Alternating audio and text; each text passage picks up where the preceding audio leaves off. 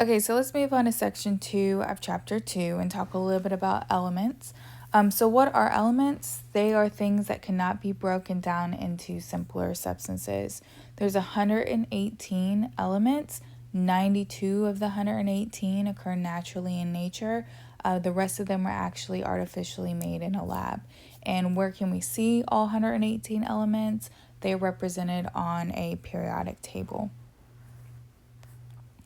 So I forgot to mention, so when we're talking about elements, there are 4 elements that make up the bulk of our body. They make up 96% of our entire body weight. And these are really important. I would make sure that you know them. So carbon, oxygen, hydrogen, and nitrogen. We do have 20 other elements that are found in our body.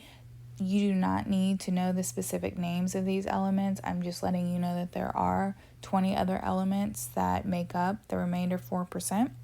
So I'll show them to you on a table. So here's, again, we're talking about the 4 elements that make up the majority of our body by weight. And that's the oxygen, which is the major one. Carbon, hydrogen, and nitrogen. Here's the rest of the elements that make up about 3.9% of our body. Again, you do not need to remember these at all. Just know that there are other elements. And then we have some elements that are listed here that we require, and they make up less than 0.01%. So even though we have them in these very, very, very small amounts, we still require them. So we call these trace elements. They're required for us to function as far as our body goes, but we require them in very minute amounts. So here's a periodic table that I just kind of cut and paste onto this slide. We'll work with this a lot. If you go in and look at those supplemental videos, I work through examples using a periodic table. You will be given a periodic table on your exam. I've actually uploaded the exact periodic table that you'll be given on your exam under the Lecture Exam 2 module under the Chapter 2 PowerPoint. So again, all of the 118 elements are displayed here on this periodic table, and the building blocks that make them up are what we call atoms. And each element has a unique physical and chemical properties. We're only going to touch on a couple of them. If you were to take a chemistry course, you'd go into way more physical and chemical differences between the elements. So I did copy and paste this periodic table in here because we have to walk through a couple things. So one of the things when we're talking about elements is its atomic symbol. And the atomic symbol is the letter abbreviation for the element itself. So if you look here and we see O, that's the atomic symbol for oxygen. H is the atomic symbol for hydrogen. Some of them do not begin with the same first letter as the actual name of the element. So for example, iron is abbreviated Fe for ferrous. You don't have to memorize the atomic symbol to the actual element name. Like I said, I would give you a periodic table that is exactly like the one that's cut and pasted here, and it's going to tell you the atomic symbol that is correlated with the actual element itself. So you don't have to have them memorized. However, you should understand what is an atomic symbol, and that's the letter abbreviation for the element. So all elements are made up of collections of smaller particles, and we call these smaller particles that make up the elements subatomic particles. And they're going to differ in their mass, their charge, and their location within the atom itself. So our 3 subatomic particles are protons, neutrons, and electrons. I have here one of their differences, which is the weight. So weight is given an arbitrary unit, and it's an AMU. AMU stands for atomic mass unit. So protons and neutrons have virtually the same weight. When we're talking about an electron has about 1/2000th the mass of a proton or a neutron. So because it's 1/2000th, we say that it virtually has no weight. So we designate it as 0 atomic mass units. So again, when we're talking about weight, protons and neutrons, 1 atomic mass unit. Electrons have no atomic weight as far as we consider. So that's one of the differences. Another difference is the charge they have. So protons are positively charged, electrons are negatively charged, and neutrons are neutral. They have no charge. Another difference is the location of these subatomic particles when we're talking about in an atom. And our protons and neutrons are located in the nucleus of an atom. And our electrons are not in the nucleus, they're in orbits around the nucleus.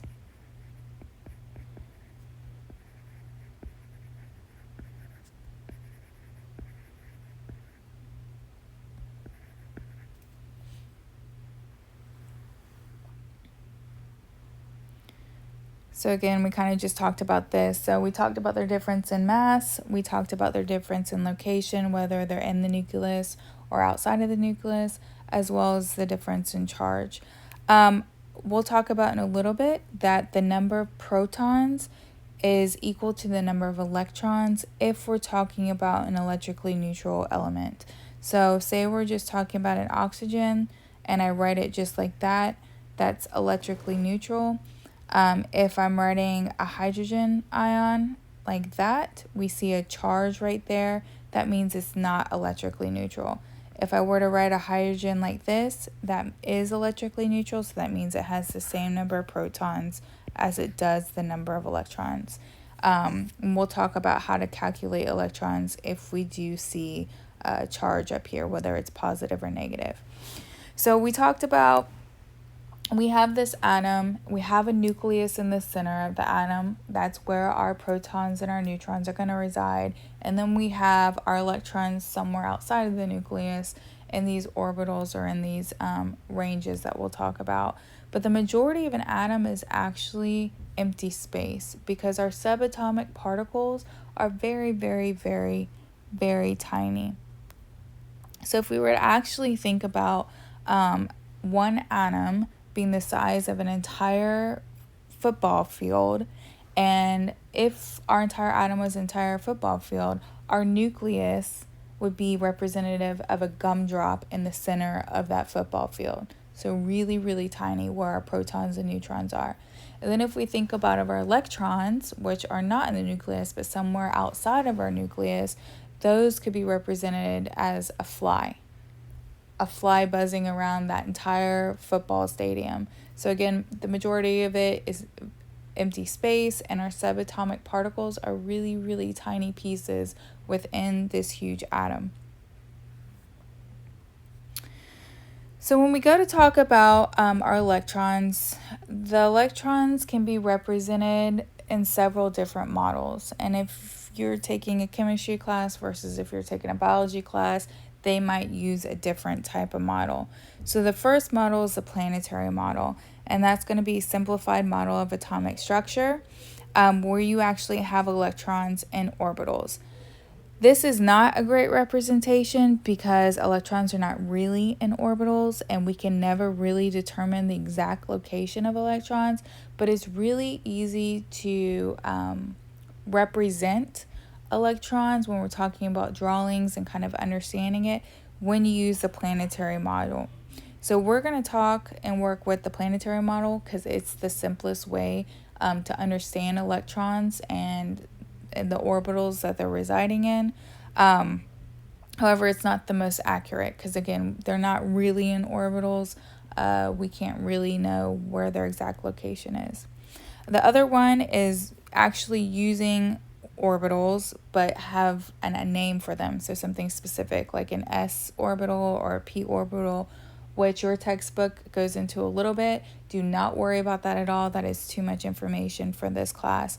So when they talk about orbitals, all it is just a region around the nucleus in which a given electron or electron pair is likely to be found most of the time.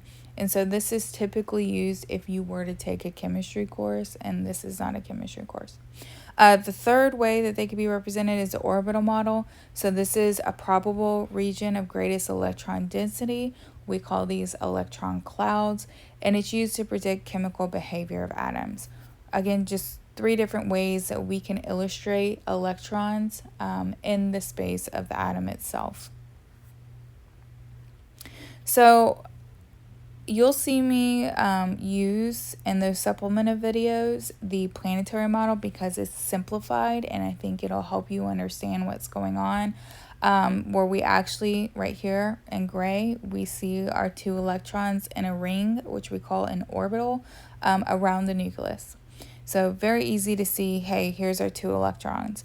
In reality, this is the more accurate one, where we have a region in which we're likely to find the electrons themselves. So the darker the area, so it's darker closer to the nucleus, the more likely you're actually able to find the electron in that space.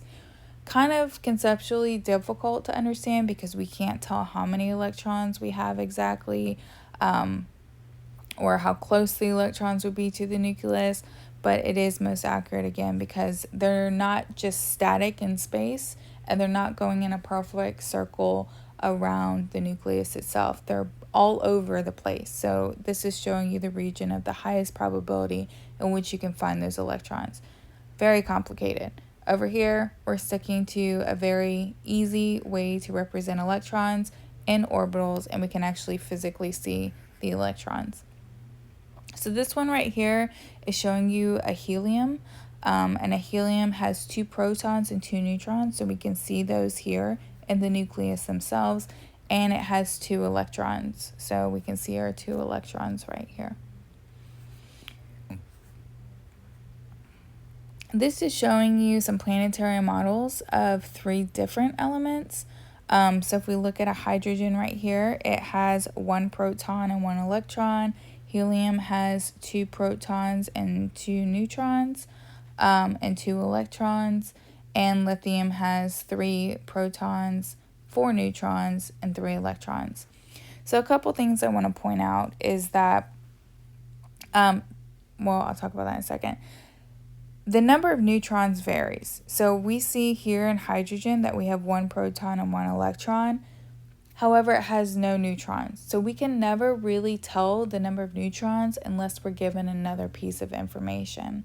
We can always tell the number of protons if we know what element we're talking about, because the number of protons defines what element it is. So any atom with 1 proton in it has to be a hydrogen, because this is the defining factor. 1 proton means it's a hydrogen. 2 protons means it's a helium atom. 3 protons means it's a lithium. So I'm going to go back up here and show you our periodic table. So if we look at our periodic table, hydrogen is numbered 1, lithium's numbered 3, and helium's numbered 2. The number that's given to you on the periodic table represents the number of protons that atom has. If we were to add a proton to hydrogen, we would no longer have a hydrogen. We would have a helium because helium has 2 protons. So number of protons we can find on the periodic table, and it defines what element we're actually talking about.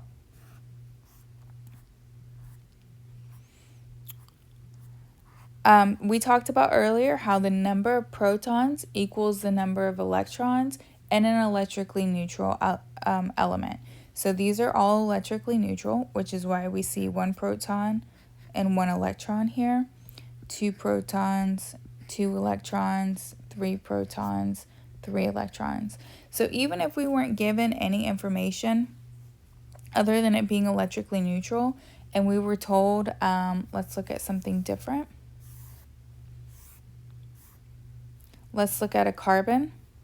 So if I were to say, hey, how many protons and how many electrons is in an electrically neutral carbon atom, and give you no other information except for the periodic table, you could tell that. So here's our carbon. How many protons and how many electrons? Well, we look at the number because that defines the element, which is the number of protons. So we have protons is equal to 6. You were given the information that it's electrically neutral, so we have 6 electrons. And again, electrically neutral just means that we've balanced the number of positive and negative charges so they cancel each other out. And our positive and negatively charged subatomic particles are our protons and our electrons. So if we have 6 positive charges and 6 negative, we have an electrically neutral element.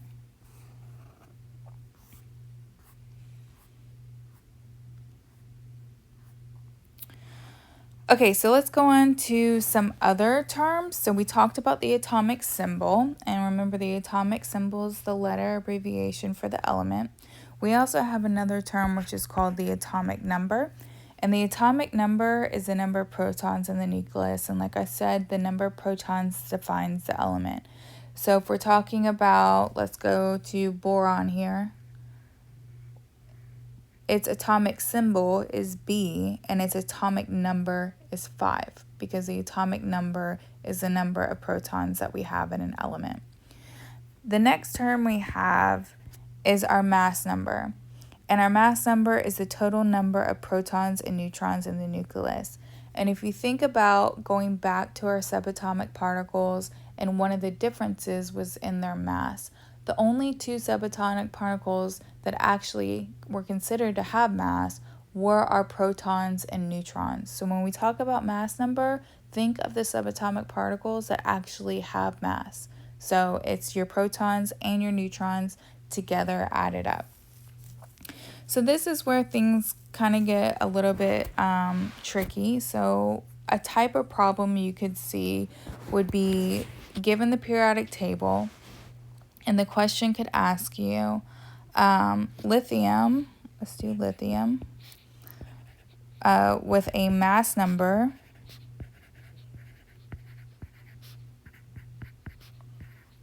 of 8, okay, how many protons, neutrons, and electrons does this atom have? And you're given this word problem and the periodic table, and that's it. So let's take a look. So protons, neutrons, electrons. Well, we know we go to the periodic table to find the number of protons. So if I look here at lithium, lithium has an atomic number of 3, so we know it has 3 protons. It's electrically neutral because we weren't given any other information, and there was not a charge here on the atom itself. So we know it also has 3 electrons. Now we were given something else, a piece of information, the mass number. And remember, the mass number equals the number of protons and the number of neutrons. So if we're given the mass number, we can determine the number of neutrons. If we're not given the mass number, we can't determine the number of neutrons because it's variable. So we're given a mass number of 8. We know we have 3 protons, and the mass number equals the number of protons plus the number of neutrons. So 8 is equal to 3, because we found out we have 3 protons, plus the number of neutrons. So the number of neutrons is 5. I do want to talk a little bit about, we've only done electrically neutral. Let me make sure I don't have something else on here. We're only talked about electrically neutral elements so far, but I do want to do an example where we talk about one that's not electrically neutral. So we have 2 types of ions that we can have. We have cations, and these are positively charged ions. And then we have anions, which are negatively charged ions.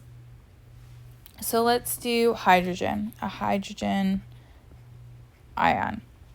So hydrogen normally has 1 proton, which means that it normally has 1 electron. Well, this positive charge indicates that it lost a negative charge. So now it bears an extra positive charge.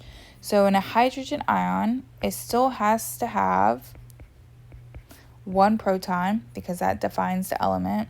We don't really care about neutrons right now because we weren't given a mass number. But the number of electrons in this is actually 0. That's what that positive charge right here on the hydrogen ion means. And it lost an electron, it lost a negative charge, now it only has a positive charge. If we look at another one, so let's do a chloride ion, that's typically an anion. We look at the element, so we know that the number of protons is equal to 17. Here's chlorine right here. The number of electrons should be 17 if it's electrically neutral, but it's not. because now we see a charge right here. We see a negative charge, which means it's gained an electron. So instead of having 17 electrons, this anion actually has 18 electrons. It has an extra negative charge. And if you only see the negative or positive charge and you don't see another number in front of it, it just means one electron has either been lost, if we're talking about a positive one, or one electron has been gained if we're talking about an anion here. We also have other elements that have other charges. So magnesium typically is a cation with a 2+.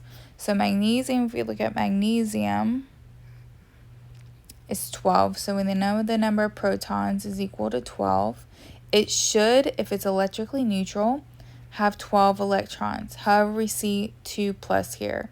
The 2+ indicates that it has 2 more positive charges than negative charges, which means it lost electrons. It lost not just 1 electron, but 2. That's why we see the 2+. So we should have 12. We've lost 2 electrons, which means that magnesium, this magnesium cation, actually only has 10 electrons. So you could see things like that on your lecture exam. Again, if any of this was confusing, please go in and watch those supplemental videos. So some more terms, isotope right here. I told you that the number of neutrons can vary depending on what element we're talking about. So isotopes, basically they differ in the number of neutrons that they have. So if we're talking about, let's talk about carbon, because this has several isotopes. If we're talking about carbon, and we're talking about differing in the number of neutrons, you might have heard of carbon-12 before. They use this for dating different organisms, or carbon-13, or even carbon-14. What they're giving you when they say carbon-12 or carbon-13 or carbon-14 is the mass number. And we know that carbon, if we look up here, has 6 protons. This is the same element. We can't ever change the number of protons. So we know that all of these have 6 protons. What they're telling you is the mass number, which is equal to the number of protons and neutrons. So in this case, we'd have 6 neutrons. In this case, we would have 7 neutrons because this is the mass number. In this case, we would have 8 neutrons. So this is an example of an isotope. So these are structural variations of the same element that differ only in the number of neutrons. So carbon-12 has 6 neutrons, carbon-13 has 7 neutrons, and carbon-14 has 8 neutrons. The last term is the atomic weight. So this is basically the average of the mass numbers of all the different isotope forms. So if we look at carbon up here, this is the atomic weight on the periodic table. All of these are the atomic weight.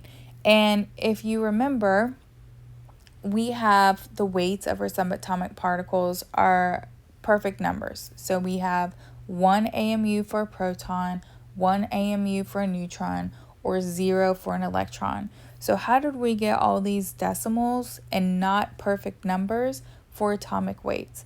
And that's because we have those isotopes. So what they do is they average all the different isotopes by the percent that they're found in nature.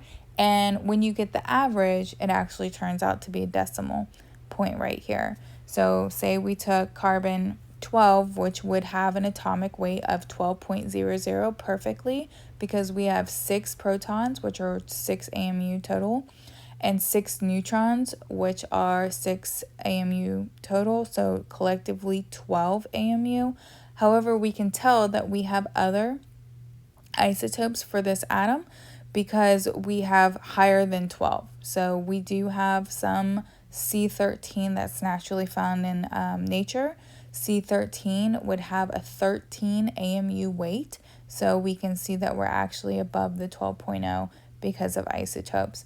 You don't have to calculate any of this, just have a general understanding of what atomic weight is. And again, it's coming from the average of all those isotopes, and those isotopes are the same element, but they just vary in the number of neutrons that they actually contain.